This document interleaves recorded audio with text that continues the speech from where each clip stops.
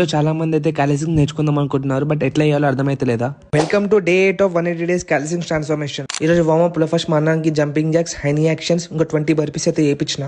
Next pushup position నుంచి plank position drills అయితే వేయించిన. దీనివల్ల ఏంటంటే మీ షోల్డర్ లో స్ట్రెంత్ బిల్డ్ అవుతుంది. నెక్స్ట్ పుషప్ పొజిషన్ లోనే alternate leg raise and hand raise అయితే వేయించిన. దీనివల్ల ఏంటంటే మీకు ప్రాపర్ బ్యాలెన్సింగ్ ఇంప్రూవ్మెంట్ అవుతుంది. సో మీరు కూడా ట్రై చేయండి ఒకసారి. నెక్స్ట్ పుషప్ పొజిషన్ లోనే forward hand raise, next pushup position లో side to side hand raise, next pushup position లోనే ఆల్టర్నేట్ టో టచ్.